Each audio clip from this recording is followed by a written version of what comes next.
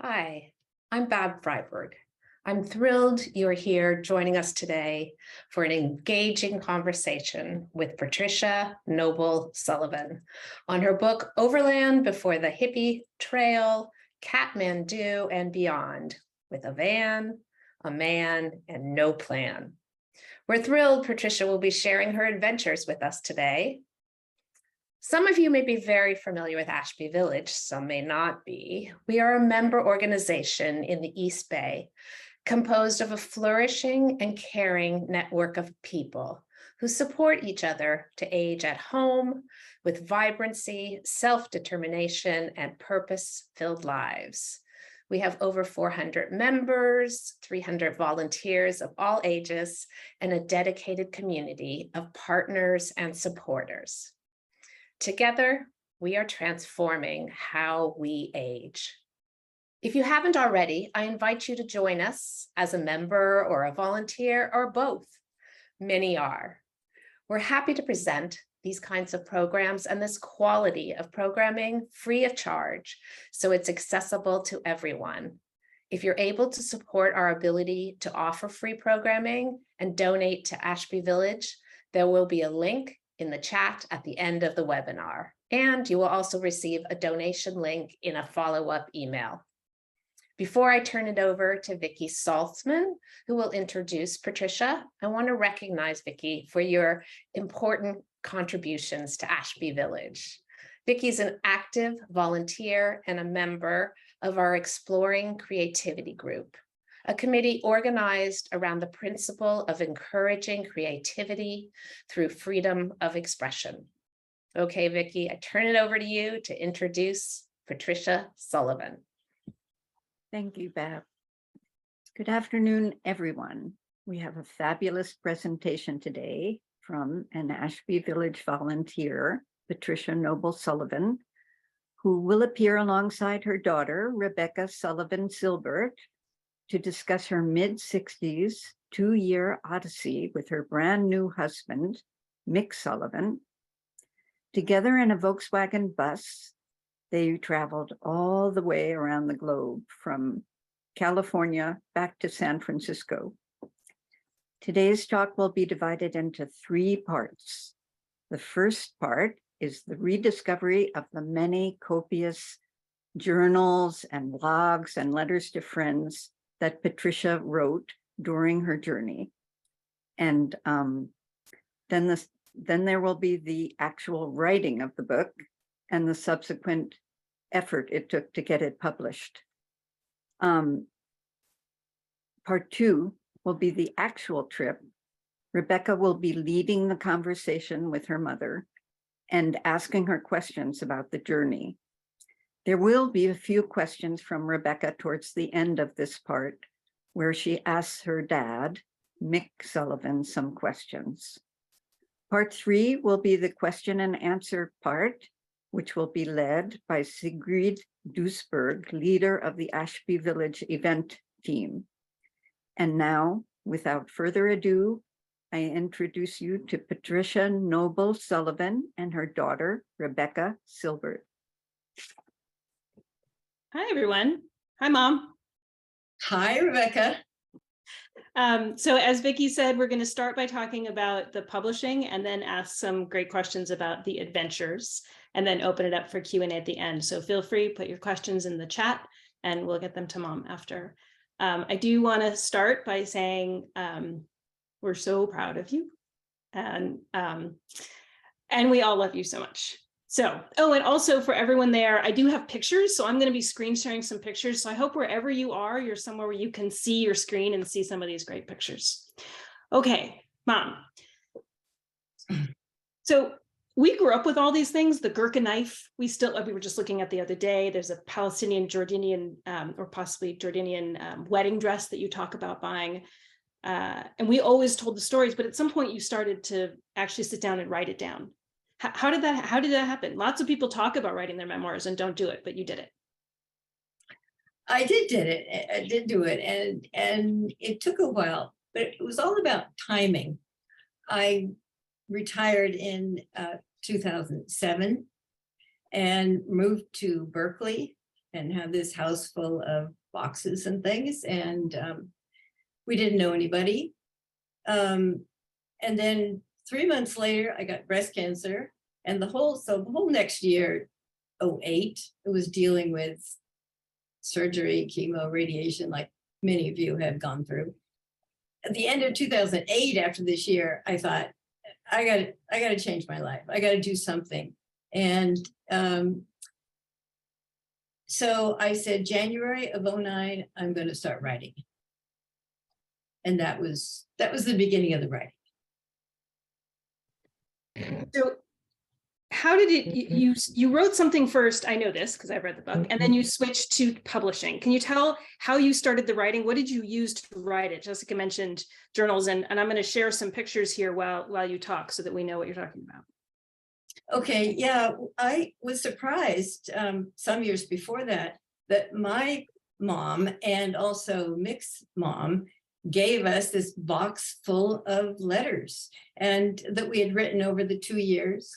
And I didn't ask them to return these. I was surprised when they did. That was a number of years ago. I just stuck them in a box and didn't look at them because I was busy with other things in my life.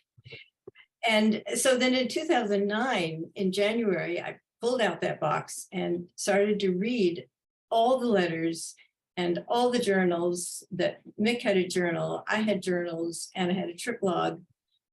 And what I wanted to do was not publish them, but just put them into a form.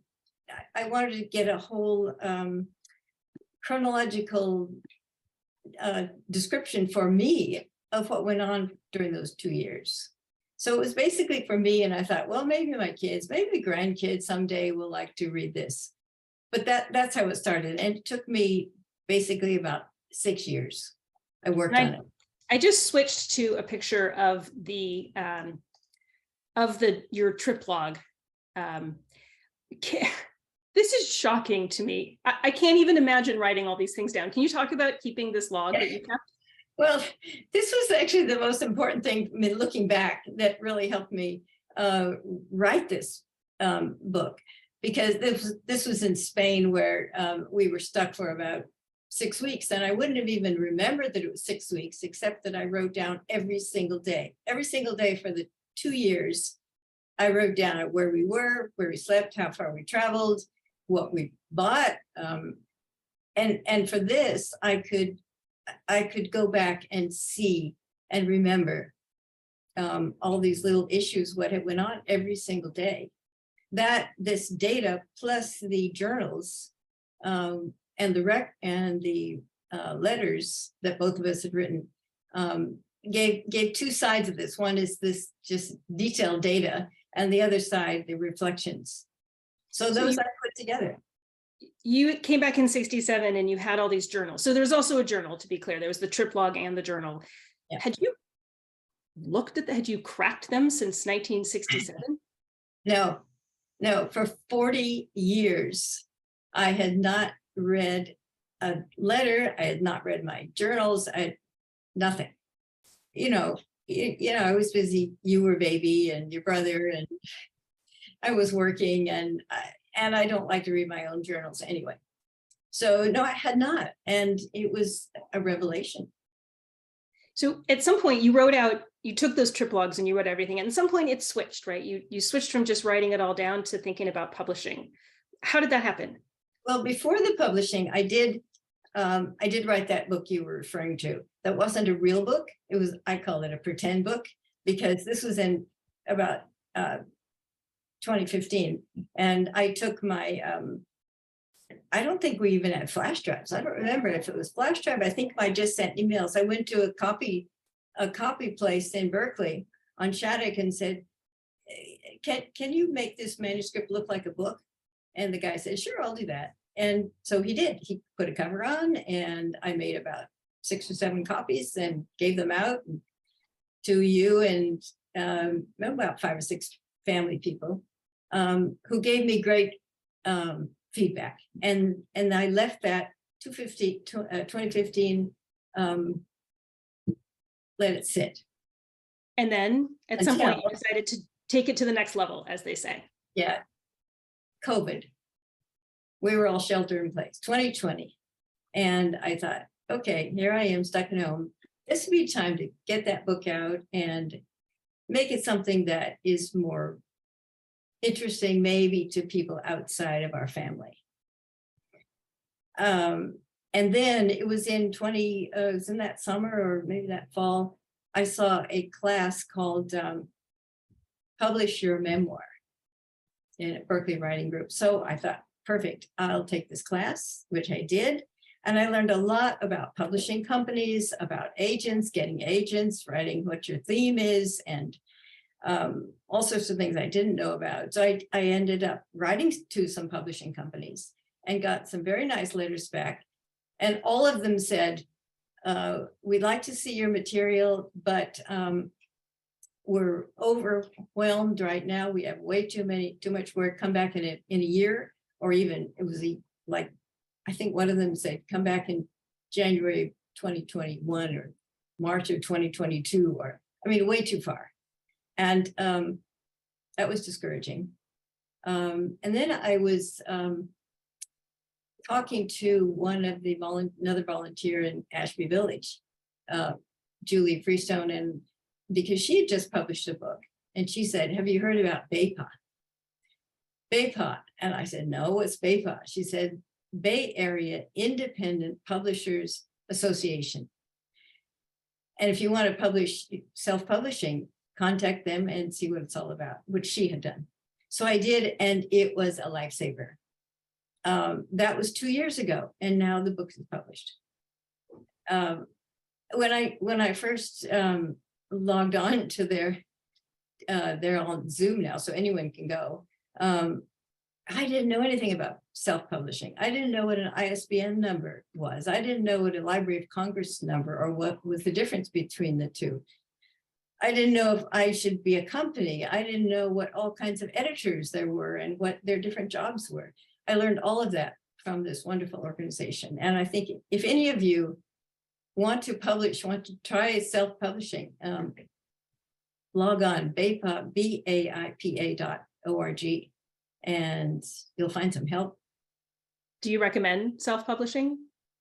Maybe. For me, it depends on time, dedication. I mean, it takes it. You own the book. The big advantage is at the end, you own the book, not the publishing company. It takes, I guess, some money. I mean, you have to pay upfront. I think definitely for me, it was worth it. And I should say, when you said self-publishing, I have to admit that my uninformed understanding of that was the make some Xeroxes and take it to Kinko's. But it's at Pegasus Books, it's at Bookshop Santa Cruz, it's on Amazon. That surprised me that self-publishing was not what I thought. And now any bookstore can order it. You'll get information at the end about that. Great. Or on our website. So let's take the rest of our time before questions to talk about the actual adventures and the book. And I want to start with a picture because I feel like this picture encapsulates the leaving. Here's you and Dad in 1965, and the idea that you're heading off on this trek, and he's got a tie on. It's just shocking to me that you dressed up like this. So when you look at this picture, what are the feelings that come? What are you thinking? Oh, I remember putting all those clothes on and being very excited about walking down the gangplank, or up the gangplank, I guess, into the ship. That dress, I can feel that dress. It was a new kind of material called wash and wear, because you didn't have to iron it. I put on nylons and carried a camera, and yeah, it was the beginning. It was exciting getting on. Did you have any idea that you would be gone for 2 years? Absolutely none. No, I had not even imagined 2 years. I knew we'd be in Western Europe. We were going to France, Germany, for some months, maybe longer than Christmas, maybe even, I didn't know how long.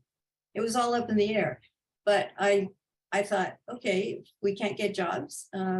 we'll come home. So I'm going to ask you a question that I have already asked you, but for those of you watching, when I was reading the book, I wrote this big note to myself that was birth control ? This is a personal question, but I was really curious, right? Because it was 1965. And then later in the book, you say there was this new thing called birth control pill. So I'm reading the book and I think, oh, that's so great. You know, women can have the freedom to travel like this without having to worry about getting pregnant. And then I got to the part of the book, I'm sharing a picture. I got to this part where you didn't have your own passport because you were a wife. I had to stop reading. It's inconceivable to me. So it felt like you were at this crossroads where women finally have the freedom to not get pregnant, and yet you're not even worth your own passport. Was any of that, did you have any awareness of that at the time, or is this only in retrospect? I did not even realize it at the time. I can't believe that either. I cannot. This was interesting because I only found this passport a few months ago. It was just before the book was published. So it was one of the last things I added is a comment in the book about this.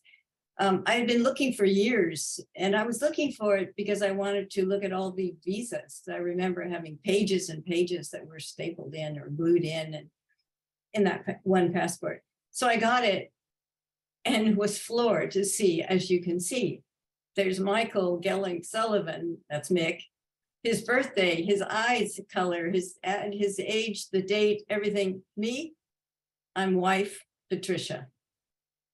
That's it. And I didn't even know it. I didn't even remember it. And not only that, I didn't even think of why I might even need my own passport, that we might want to be separated, or we might have to be separated. It's amazing. It is, and I'm so glad we're not there anymore. So me too. Yeah. Plus birth control pills. Yes, I didn't get pregnant. So you get to Europe, and for those of you who haven't read the book, you and Dad buy a house, and I'm going to show a picture of house. Can you where was house?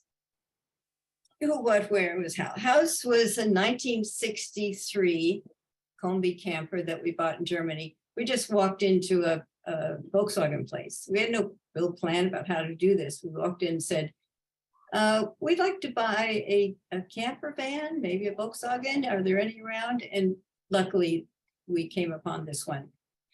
It wasn't as fancy. Many of you remember 1963 camper vans. They weren't as fancy as now, but it had a bed and a bed on top of the table and a toilet, well, a bucket, really.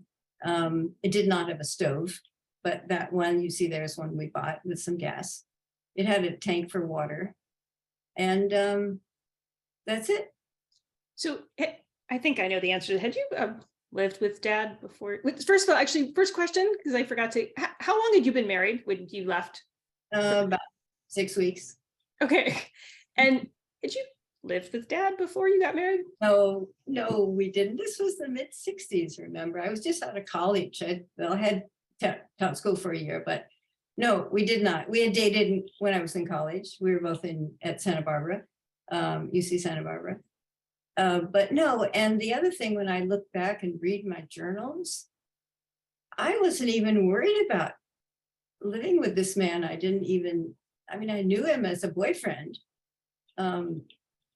I didn't even think about how are we going to make out life together when we're just living in a car for a while. But it worked out. I mean, one of the things I was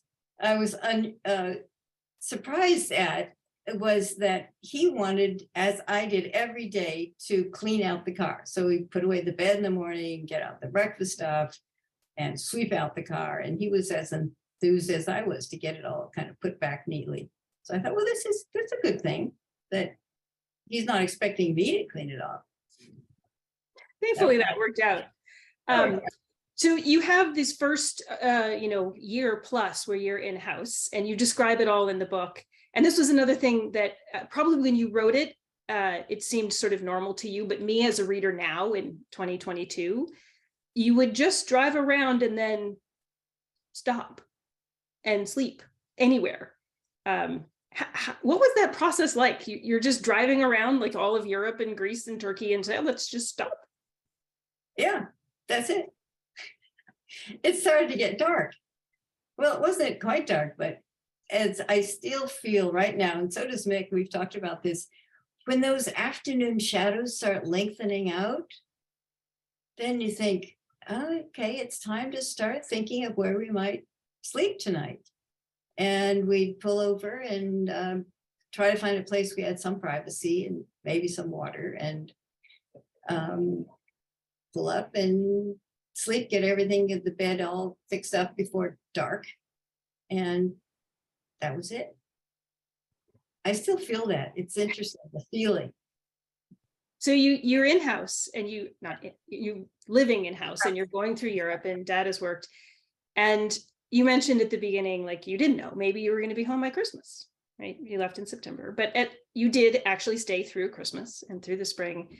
And then at some point you write a letter to your parents that's in May of 1966. And it's one of these moments where, well, you were making a decision. Can you read it? Yeah. Yeah, May of 66, we were in Greece at this point. And evidently we had gotten a letter, which that's another story that you who have traveled back there remember how it was when you had to wait to get to Thomas Cook and Son or American Express to get a letter. But we obviously had, and my mother had written that I had said something about going on further. It's May, we've been gone for 8 months. So I say, dear Daddy and Mom, you mentioned going to India and the Orient. Well, this is our big dream, but whether or not we can fulfill it now is another matter. There are several things yet to be decided. The biggest is money, of course. We have to come home somehow, and we would rather go by SF, by way of Pacific, if we can. We've heard of people getting rides on freighters in exchange for work. It sounds a bit unrealistic, but one never knows. We could drive to India. We know people who have done that, and we could possibly sell our beloved house for ship tickets. Evidently, cars can be sold in India for a very high price, but I wonder how many Indians would want a house, as I put in parentheses, our name. So as yet, we don't know anything. End of letter, or end of excerpt. And you did actually you didn't go back home across the Atlantic. You kept going, eventually across the Pacific. And you have described this moment of the left turn. What's the left turn? Yeah, the left turn. After that letter in Greece, we went to Turkey. We stayed there about 2 months, maybe a little over 2 months. And we decided we'd go on, but we didn't know exactly. Mick had a potential job in Pakistan. So we got a lot of visas. And then we drove south from Turkey through Syria, Lebanon, Jordan. And at that point, we could have done several things. And we knew it, even though we were thinking we wanted to go to Pakistan. We hadn't actually done it.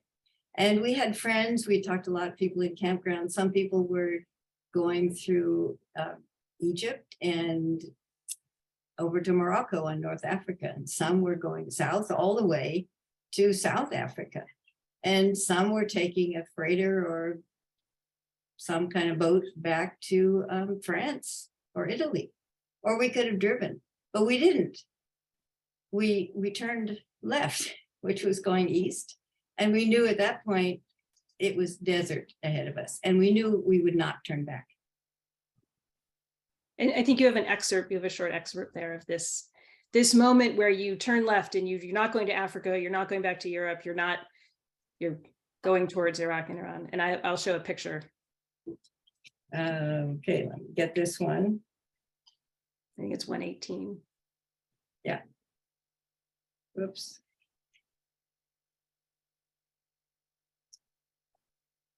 Oh, where's my My tags have fallen off. Is it 118? Yeah.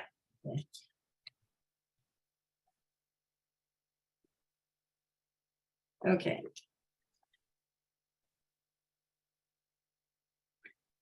The drive across the Iraqi desert was hot and dry. The landscape was flat and barren, and the road went straight as far as we could see.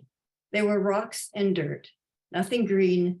Every now and then we saw a camel caravan, occasionally a nomadic camp. These were the only things that changed the landscape. I looked at Mick as he drove. There was sweat dripping down his neck, and his shirt looked like it could be wrung out. He was guzzling water from our blue plastic jug, water that I had boiled for 20 minutes and then dropped an iodine tablet in, just for good measure. The red line on our thermometer was inching toward 125 degrees. We had the window open partly to get a bit of breeze, but it wasn't helping much. Of course, we had no air conditioning. We didn't know anyone who did. At about that time, I was thinking, yikes, this is not how I pictured my honeymoon. We had left Amman, Jordan at 7 a.m. and by 4 p.m. we had driven over 300 miles, about halfway to Baghdad. We stopped in the town of Arupa, where we bought a juicy watermelon and some Coca-Colas that seemed to taste better than anything I could remember. And the next part of the book is actually my favorite part. It's Iran, Iraq, Afghanistan, Pakistan. And one of my favorite stories when I read it is this story of, and I'll set the stage and then I want you to talk about it. You were in Baghdad, and your source of information is other travelers, which I think is, of course, obvious, sort of. You're not, going on the internet in 1966. And you start to hear that there's cholera around. And at this point, Dad has a job. You have to get to Pakistan in some amount of time. So there you are in Baghdad. You've met some friends that you're traveling with, Rolf and Bernd. And what do you hear these rumors, and then what do you do? Well, we didn't know what to believe because, as you said, we kept hearing different stories.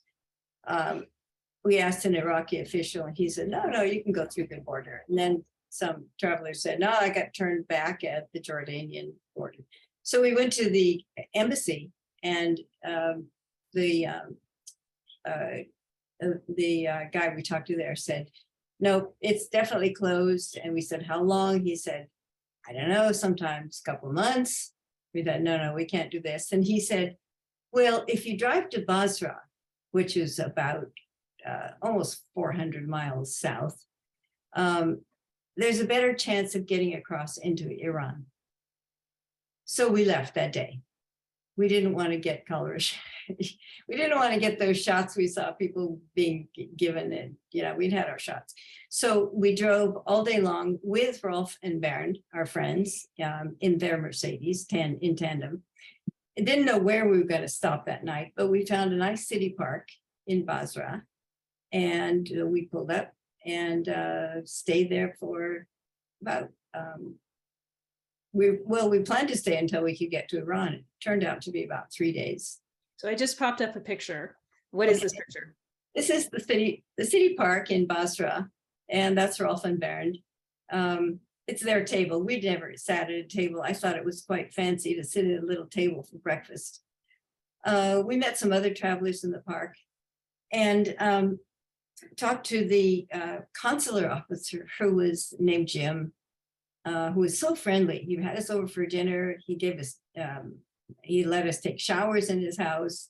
And he said, I'm going to really try to help you get over the border into Iran, and talk to my friends in Khorramshahr, Iran, and see if they can get you a permission to cross the border.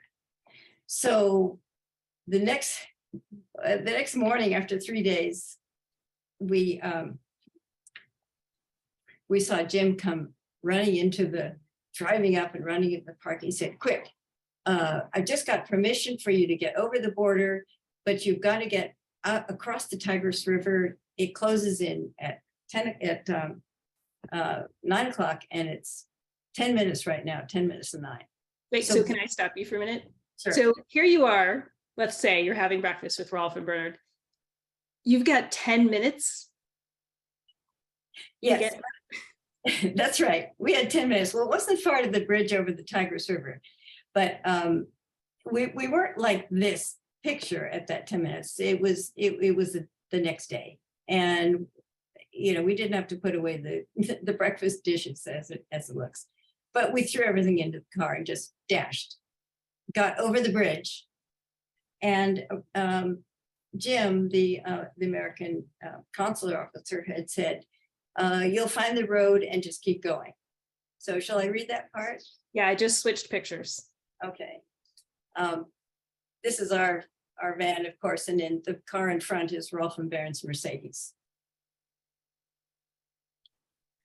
It was only 10 miles through the no man's land of desert between the border stations of Iran and Iraq, but the drive seemed to last forever. We had no problem finding the highway, but soon after we left Basra, it was hard to see where the road was. It had turned to sand with only bare indications of where other cars had driven. Jim hadn't mentioned this to us. He had only told us to go east as far as we could until we reached the oil pipe, then turn north until we found a place to drive over the pipeline. This sounded easy, but I thought we'd be on a real road, not just sand. The more we drove, the more worried I became. We didn't even have a compass. What if we were going in the wrong direction? What if we didn't see the oil pipeline? With our anxiety mounting, we continued driving. Finally, unmistakably, the pipeline loomed into view. It blocked our way, being much too high to drive over. As instructed, we turned left, northward, and drove alongside the pipeline for a few miles until we saw a dirt ramp that would allow cars to go over. We were so relieved that we shouted to each other, hooray, hooray, yay, we made it. Up and over we drove, and on the other side was the Iranian quarantine station. So you made it out, and I love that story. Both it's the 10 minutes and the not knowing where you're going and crossing the border, and the uncertainty of being in the desert. Thankfully, you made it across, and that leads to the part of the book that was my favorite part. It's the Afghanistan, Pakistan, and going down into India. So when I was reading the book, I got to that part, and it really felt the happiest, and I can't put my finger on it, but it felt the happiest. And I had asked you then, and I am curious now, did you mean that? Did you mean for it? Was it the happiness? Did you mean it to feel like the happiest time? I didn't, and I was very surprised that you said it was the happiest. But what I do remember is that I really enjoyed writing that part because I had good feelings about it. We were very comfortable with living together after this is more than a year in this van, and we knew how to find a place to sleep where we felt safe. We knew how to get our food that we wanted and cooked, and we were also traveling with friends. In fact, even after we sold house, we traveled with it in another Volkswagen with another German friend, Andreas. But it was easy to get water, as you have that photograph, I know. So I just popped it up. Okay. And I love this picture. First of all, you look so young, but also you look so happy. I was happy. And what I found out that I really liked when we were traveling is just stopping the car and going out and talking to people in whatever language we could, or sometimes sign language. But this was one of those cases when, okay, we need well, there's a well, there's some water, there's some people around. And I think the incongruence of our blue and yellow jugs, so with all the other water containers, is nice. And it's just fun to be with people. People were friendly everywhere. And so I think, especially now with all that's happening in Afghanistan with the Taliban, you stand out in that picture with the jugs. And when I was looking at the pictures, I thought, oh, you're not wearing a head covering. But it wasn't clear to me, were other women not, or did you think about that you should? I didn't. a few times we went into mosques, and then I always had something I put over my head. And there were some mosques that I could not go into. I remember in Mashhad, Iran, women weren't allowed, or at least I, as a foreign woman, was not allowed in the mosque. But in general, no, I did not cover my head. And a lot of women didn't cover their heads, both foreign and whatever country we were in. So the Afghanistan-Pakistan part, which I felt the most emotional about, that the end of that, you have to sell house. Mhm. That's a very emotional part of the book. Can you talk about that? It was sad. It was very sad. We were living in Pakistan there for a couple of months, and at that time we could not sell the car in India. The government would not allow foreigners to sell their cars. They had too much trouble with that. So, and we could not drive from India. Where do you go? You'd have to go into what's now Bangladesh, and we couldn't go there. We couldn't get a visa, I think, and we couldn't get a visa for Burma, and you couldn't go.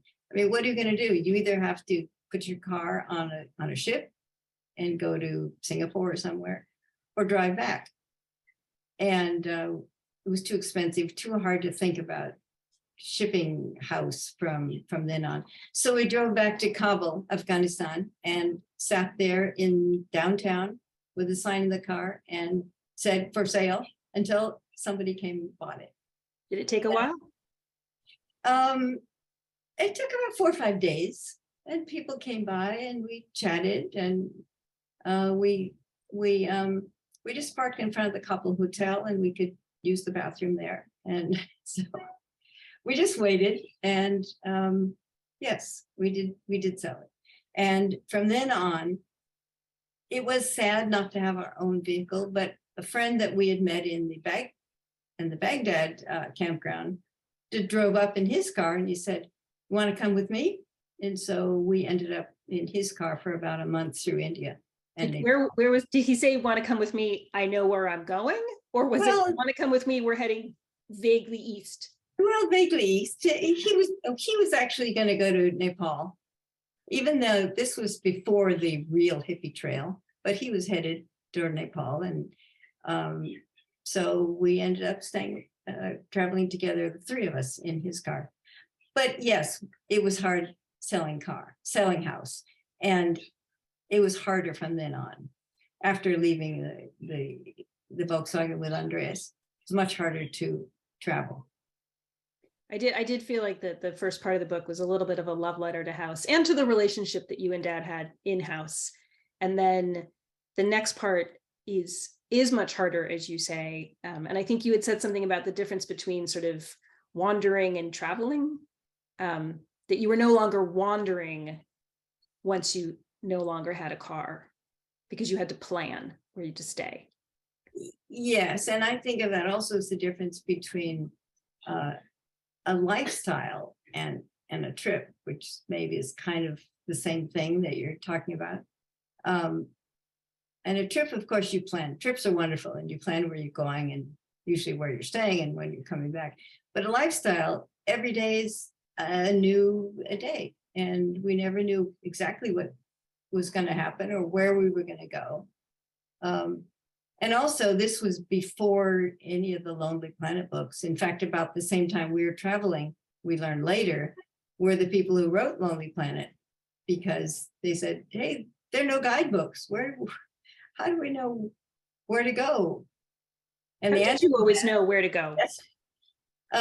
People in campgrounds, people we met, foreigners who were traveling, and they'd say, "Hey, you got to go to this X place and stop. There's a wonderful restaurant. This guy's really friendly," or "There's a great palace," or whatever it is. And so we would head that way. So speaking of lifestyle, we're now December of '66, right? It's been 15 months. You've done Northern Europe, Southern Europe, Greece, Turkey, Iran, Iraq, Afghanistan, Pakistan, Nepal, India, and you're in Bangkok. And you decide to go up to Laos for a weekend, or maybe you didn't know, for some period of time. and you run into another couple. Can you read that part? Yeah, this was a surprise. Is this from your journal? It's an excerpt from the book. Well, I'm right. It was in the journal, but this is excerpt from the book. As we were strolling through the market, we met an American couple who were new travelers to Asia, just coming from California. This was the first time we had met any travelers from that direction, that is, westward from the US to Asia, rather than eastward from Europe to Asia. These two looked quite different from the Californians we remembered. He had a long beard. She had long straight hair and was wearing a long skirt. They looked a bit unkempt and ragged to us. They were both exclaiming about everything, especially the green stuff that I had hardly noticed. Wow, the woman said, that's pot. Do you know how much people would pay for that in San Francisco? They would die for it. At home, we stick our heads in paper bags to get a whiff from a tiny bit. I was surprised. California seemed very far away and long ago to us. If this couple represented the new California culture, things had obviously changed a lot since 1965. Which I think is an understatement, especially given the next couple of years. And I'm imagining the picture of you and Dad going down you put on nylons and Dad had his tie to take this trip. That couple did not, coming from the West and leaving California only 15 months later. But there is a part of you and Dad and what was happening that was sort of changing the lifestyle. And that's one of the through themes in the book, which is this idea of luggage. And you start the book talking about packing. And can you talk about what, what was happening then when you're just leaving and the trunk? Back then, 1965, as you remember, we were married for about 6 weeks. And I was in the house I grew up in, San Luis Obispo, California, with wedding presents that were all over on the bedroom, on the dresser and on the floor. And I had suitcases out and planning this trip, and I didn't know where we were going to go, how long we were going to go, how we were going to live, what I should pack. So I put in all kinds of things, and including my mom said at that time, your grandma said, well, if you don't have enough room, you could use one of the old trunks that we have in the basement. So I did. So this was an old steamer trunk, and I filled that, plus a big suitcase, plus a smaller suitcase, plus Dad had his old military duffel bag. And I can't even remember all the things, but I know I put in some. I just popped up the picture so you can see all the luggage and all the things. Yeah, and you can see that black trunk on the top of the rooftop of the car.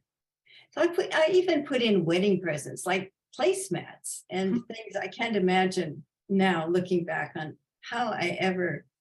What was I thinking? I don't know. But so you left you shipped a lot of those things back. And at one point you got rid of the trunk. Can you tell us when you got rid of the trunk? Yes, this was in Greece. Finally, it was about 8 months after leaving, after arriving, I mean, 8 months of travel. And through that time, we had little by little sent things back and realized I don't need all this stuff. And especially now we were leaving Greece and headed toward points farther east. And it was time to get rid of the trunk. So we stopped on this kind of lonely road in Greece and took it down from the rooftop and set it by the side of the road. And I thought it looked kind of sad sitting there, and I didn't want to feel like I was littering. But as we drove away, I looked back at it and I thought, I hope my grandmother thinks that this is a good thing for this trunk, that somebody will find a treasure and they'll love it. And I just switched pictures because this idea of your lifestyle changing, and as the trip is getting towards the end, you have this picture up in the book and you say, here we are hitchhiking with all our luggage. And I have to say, I was like, but you've gone from house with its trunks and bags and everything to really, that's it? Really, that's it. And that was both Mick's and my bags there, that red check one. I can't remember if I carried that. I think I carried that because it had a zipper top. And there's one right behind it of the same size. And Mick was carrying that with something. I don't remember what that thing sticking up. I think we had some kind of rolled up scroll or something.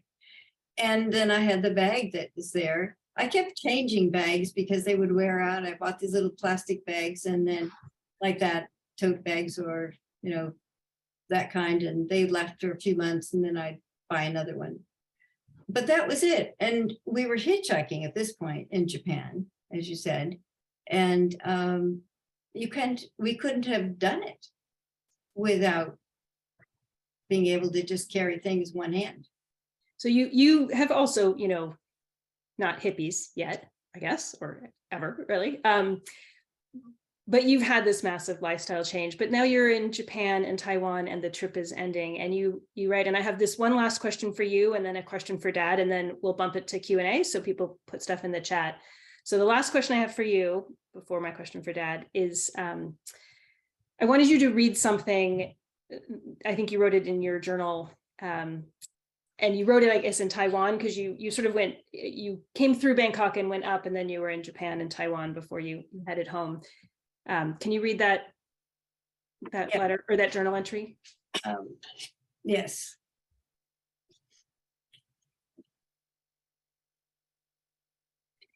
This was in Taiwan, June 11th, 1967. A sad thing has happened to us. I believe that our trip has ended in the John Steinbeck sense in his book, Travels with Charlie. We've just felt it all of a sudden. Suddenly, going places and doing things seems secondary or extra. We seem to be thinking more of what we'll do in the US rather than where we're going next. We still have about 3 weeks more of traveling, but somehow it seems gone. Everything from now on is returning to Taipei, returning to Okinawa, returning to Kyushu, returning to Tokyo, and then returning to the US. We aren't doing and exploring much anymore, or anyway, the feeling of it seems to be gone. It's quite sad. And I'm going to show a picture of the two of you leaving Honolulu and heading back. And can you bring Dad? I have a question for Dad, and then we'll open it up for Q&A. Okay. And I might add, while he's sitting there, that once we got to San Francisco, he put on his tie again, and I put on a dress I had made and pearls to get off the ship in 1967. Which was, again, not what the people coming the other direction were doing. Yeah. So Dad, I have one question for you, and then we'll open it for Q&A. I'm the man in the van. You are the man in the van, yes. The van. And Mom included some of your letters, your journal entries and your letters in the book as well. And there's two different letters or journal entries from 65 and 66. Yeah. One you wrote home, I love this vagabond life and have no desire to settle anywhere. And then later, I think it's October 66 in Pakistan, you write, this is the only life, believe me. I don't plan to ever own a house or anything that will keep me in one place. So that's October of 66. And you did come home, and I will say you had me, which seems like a pretty good thing to do, and went to grad school.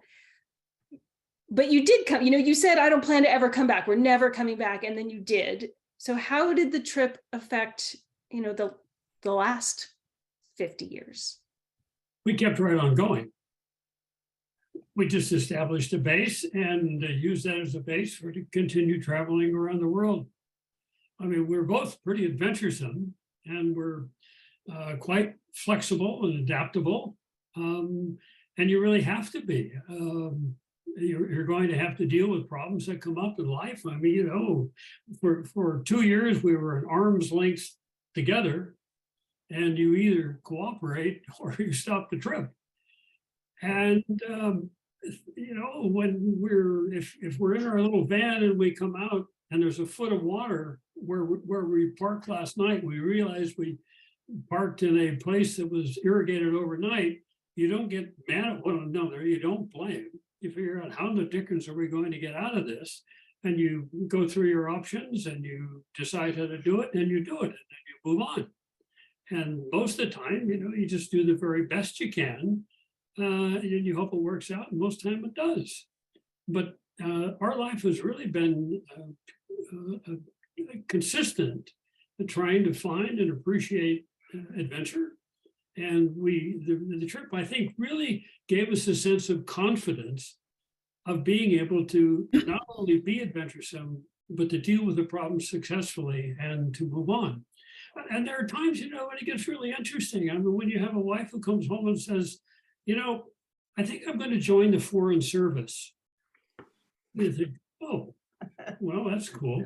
Oh, but you work with it. And or I applied for a job in the People's Republic of China, so Yeah, I'm right. going.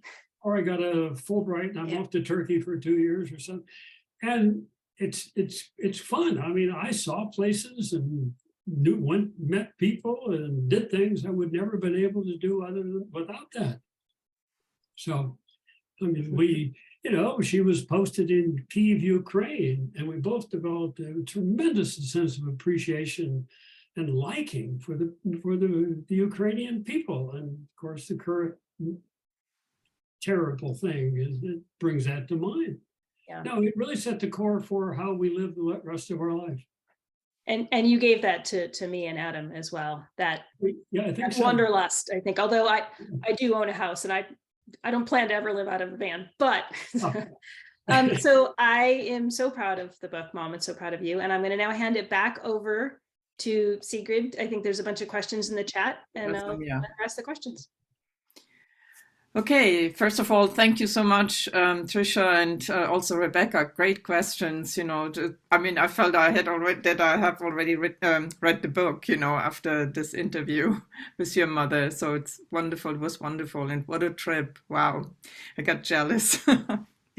Anyway, so we have a few questions here. The first question came from Elizabeth, and she was actually just wondering if you went through Multan, Pakistan, because she was living there 1964 to 1967 with her husband and baby boy. So, nice. For Multan, Pakistan, Multan. I don't know exactly where Multan is, but I think so. Let's say. We drove from Peshawar, Pakistan, which is kind of north or northern, all the way down to Karachi, and then turned on the west side of the Indus River, and then up all the way back on the east side of the Indus River. So probably we went through there. Elizabeth also asks if you are familiar with Dervla Murphy's book Full Tilt about riding a bike from Ireland to India in 1963. No, I'm not. I'd love to read it. Sounds wonderful. Yeah, I'll look it up. How, if at all, did your travel adventures affect your relationship with each other, your child-rearing experiences, your general approach to life afterwards? Maybe for the two of you. Yeah, how did it affect our relationship with each other? Was that was well, we learned to live very closely physically together, like 24 hours a day. I remember one time in Spain where we were stuck there because we didn't have any money for about 5 weeks. And so we couldn't drive any place. But there was one day when Mick had to go to check on whether he was going to get a job or not. And I went to a market. We were separated for about half an hour, and we came back, and I wrote in my journal, we were so excited. We had so much to say. I said I was jumping up and down to get everything out. So yeah, it became very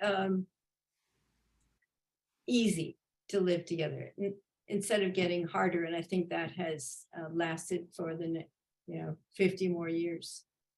I think we learned that it's a good idea to listen seriously to the other person and to hear them out and to communicate that you really do understand what they've said. And that when you make decisions, it involves the interest of both people, because the two of you working together can be far more effective than one working alone, I think. Yeah, did it affect your general approach to life afterwards? Yes. Yeah. Not only do I still have, even now, have this feeling that people are generally kind and interested in each other, and that we all share emotions, no matter what country we live in, and no matter where we are, even though there are disagreements, of course.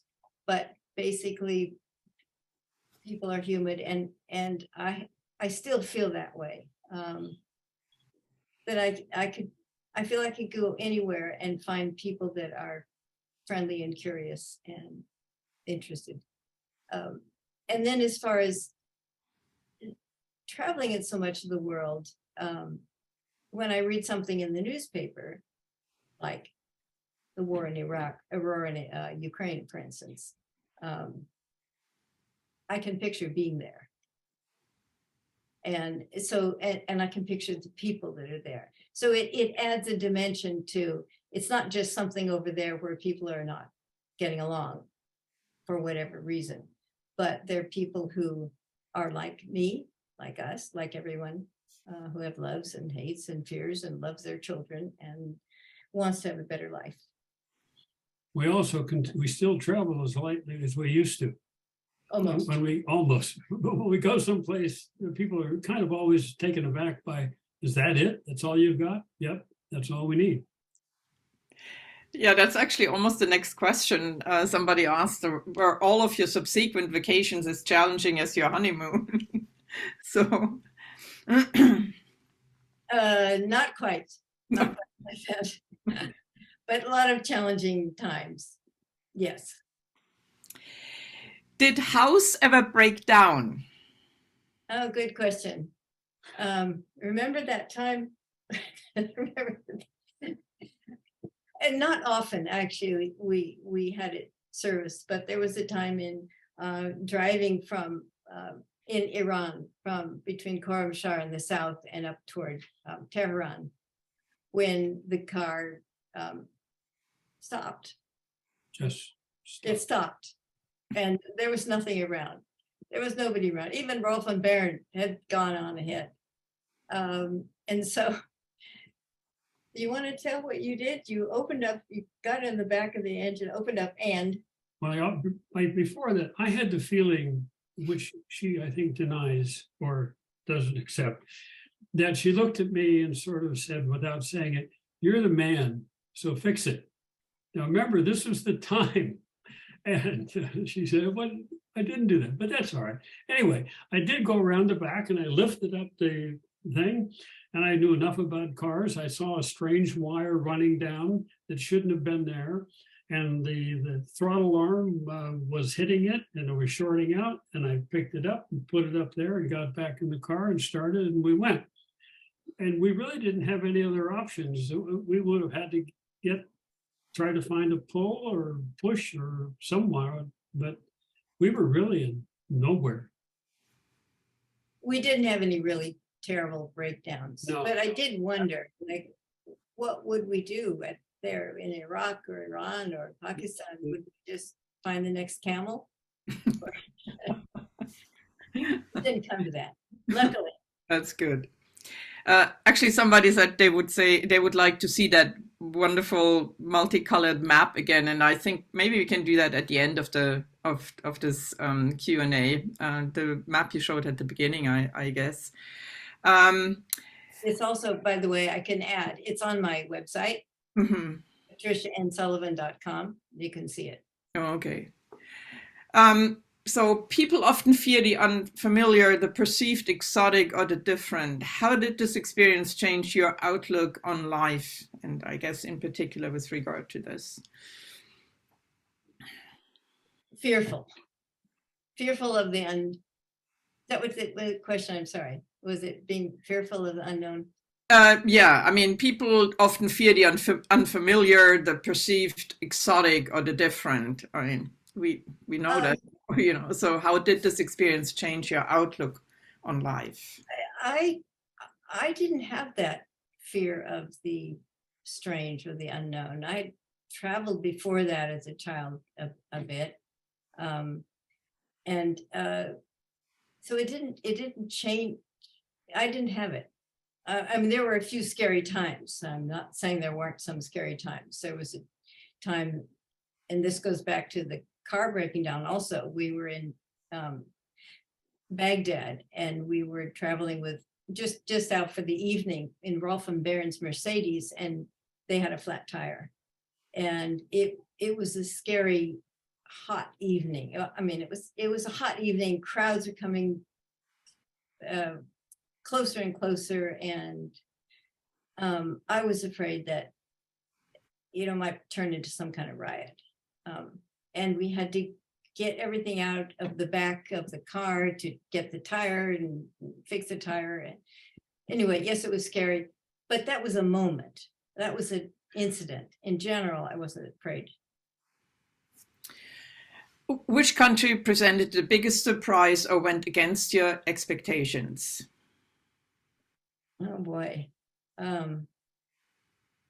Pakistan, I think. Partly because we lived in Peshawar for a couple of months, so we had time to travel way up in the north to these fantastic, gorgeous, snow-covered mountains, and to the south. And at one point, we thought we would drive over toward the Indus River, and just to see the Indus River. We didn't think it was too far away. We didn't have a map, but we had a large map of Pakistan.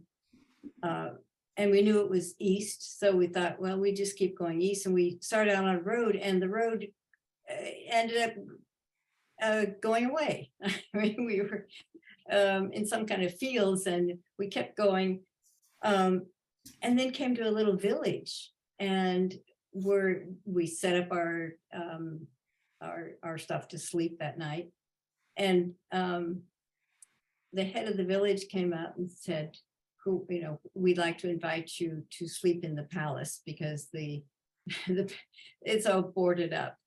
And it was just a fantastic evening. I write about it in the book, overnight sleeping in this gorgeous palace. So there were surprises that I didn't expect like that. But I think for both of us, Afghanistan was a terribly attractive, interesting place to return to. And we did. 2 years later, we moved back there and lived there for a year. Did you experience any anti-America sentiment? And if so, how did you deal with it? Anti-American sentiment. Anti-American, well, one of the things we were surprised about is that there was a lot of anti-American feelings about the war in Vietnam. And I didn't expect that. It was the very beginning of the war in 65, 66. But even, I mean, in Switzerland, and then later in Spain, and later in Turkey, we had people questioning us about the war. What are the Americans doing in the war? And that I didn't feel like it was against me. But I, as an American, represented what the United States was doing in Vietnam, and everybody that we talked to that talked to us about it was against that. We were both taken aback by Kennedy because the assassination had occurred. And we were way up in the high Hindu Kush, and we were in a small little hut. And the woman on the inside of her hut, she had somehow got clipped out a picture of John Kennedy, and she had it stuck to the wall of this small hut up in the mountains and said, "Kennedy, Kennedy." And it was very impressive. That that question actually came before also. What kinds of jobs did you have while traveling? There was a similar question to that before. Yes. Before we left in 65, as I had said, Mick had taught for a year in community college. Both of us had taught for a year in school.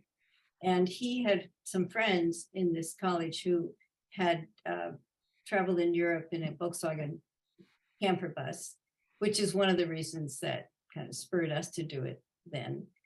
But Mick, thinking that he would like to find a way to get some money, had heard that the University of Maryland offered classes on military bases for military personnel to get college credits.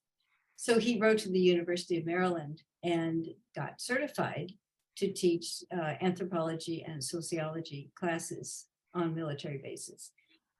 And so we ended up doing that 4 different times.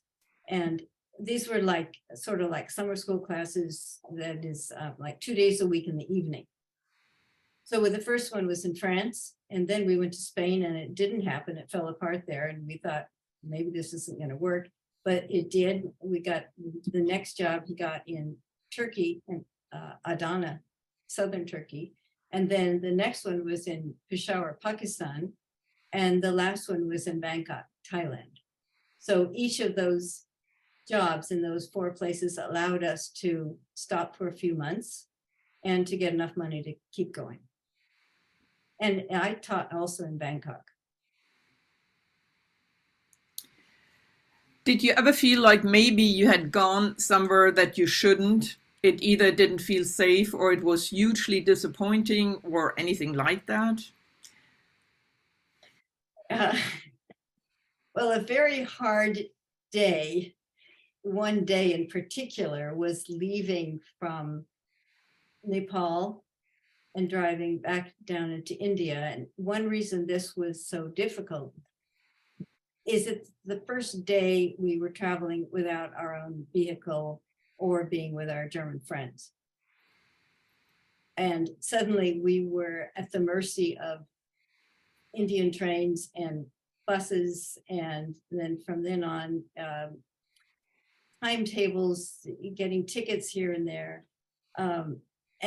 And it was really hard. That one day leaving Kathmandu and going back down into India, we were on a bus that broke down. We couldn't find a place to sleep, and we ended up on the floor of a police station. And then we couldn't get. Then we had to get a rickshaw kind of driver to get us to a train station, and it was tough. It's not that I wouldn't have done it, but I didn't feel it was dangerous. I was frustrated. I was crying. Tricia, you said that after recovering from breast cancer, you felt you needed to change your life. Why? Well, what was your viewpoint About cancer? about the fact that you needed to change your life, or that? Well, I hated the word survivor of cancer. That was the first. I had another cancer in 2015, and both of those times I thought this is not me. I'm done with this. I'm not going to wallow in being sick or now being well. It's done, and I need to do something. I need to change. I need to get away from being a sick person to being a well person. Did you communicate in English throughout your travels? Well, yes. Also, I had some French and some Spanish, and I took Portuguese. I took Turkish when we lived in Turkey. Later on, when we were in Afghanistan, I studied Dari. Both of us did. And other times it was a combination of sign language and you know, however, whatever words that we could use all we could do and could communicate. Somebody asks how much cash you would usually carry. All of it.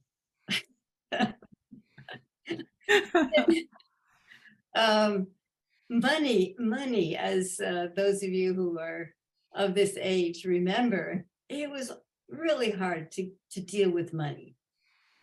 We would get a check. If we got a check in, do it dollars from, like, after teaching, Mick would get a check, or his mom sent us some money. We would get traveler's checks when we could, or change the money into cash and carry it. Mick used to, remember, fold it up in a handkerchief and pin it to the inside of his front pants pocket. It was, you know, without ATMs, life was different. How about traveler checks? Yeah, well, we bought those in the US. Yeah, okay. And I guess, did we buy, I guess maybe we bought them at a military base. Yeah. Somebody's asking if you have a lot of, or if there are a lot of pictures in the book. There are. I'm sorry that they're so small and they're black and white. There are also pictures in, if you get an ebook, they're at least in color and you can make them bigger. But yeah, the pictures are too small and kind of hard to see, but there are a lot. So Pat's asking, hi Tricia, hi Meg. Are there any regrets or any do-overs if you could? That's actually Pat Carvalho who is asking that. Hi, Pat. Regrets. I don't know.